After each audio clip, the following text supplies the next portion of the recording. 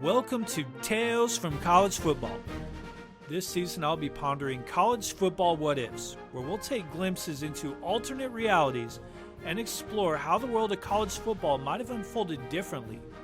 I'm your host, Brandon Peterson. As far as stories go, it couldn't be written any more magnificent than what actually happened.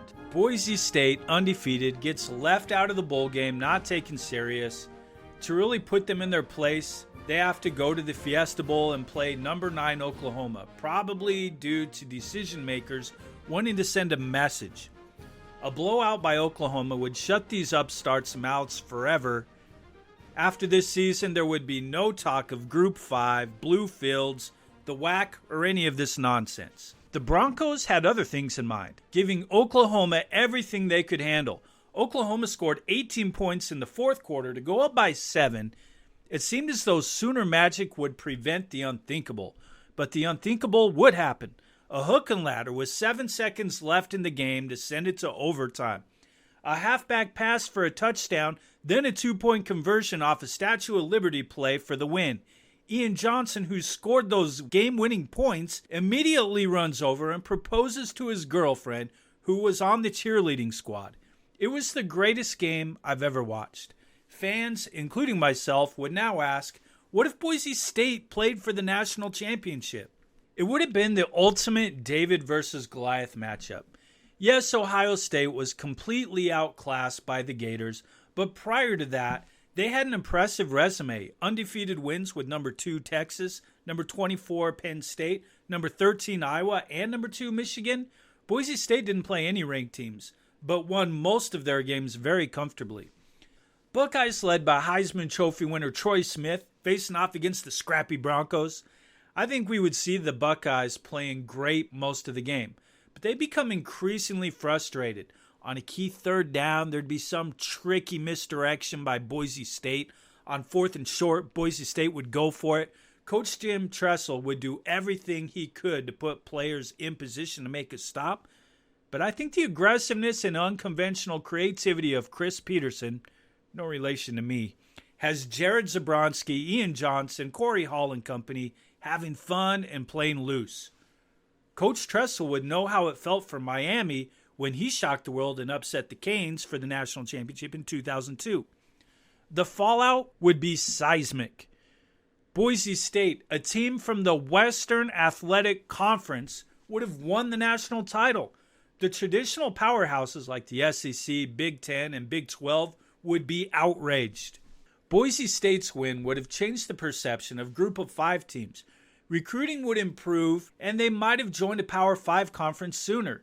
The Broncos might open the door for other schools like UCF and Cincinnati, and these smaller schools might strategically schedule a bigger name school early on in the year to help their rankings out.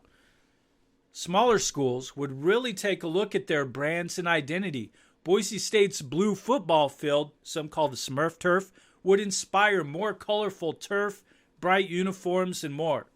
Think of surfaces like Roos Field at Eastern Washington, Central Arkansas with the striped purple and silver, Eastern Michigan's gray field, where the norm instead of the exception.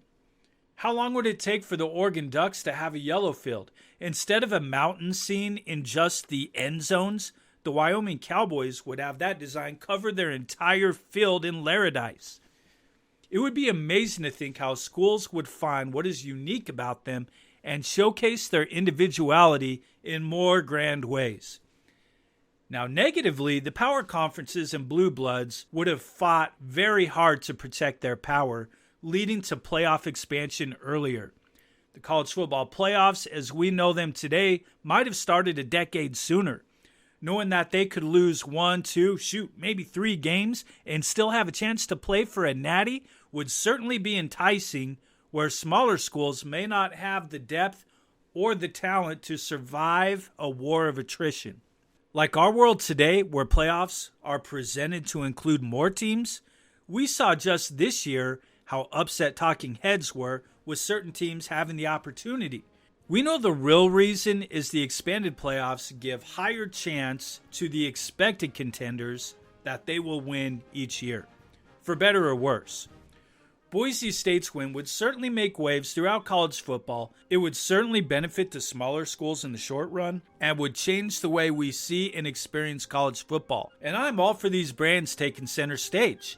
It would also undoubtedly cause conferences and larger schools to act faster in regards to a playoff system to make it less likely for the any given day scenario where David can beat Goliath.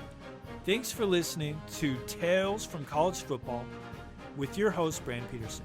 Tune in every other week as new what-ifs will be discussed from our favorite sport. Be sure to reach out and share your thoughts and ideas with me on X, Instagram, Twitter, Threads, and TikTok at Code Peterson. You can also check out my website, codepeterson.com.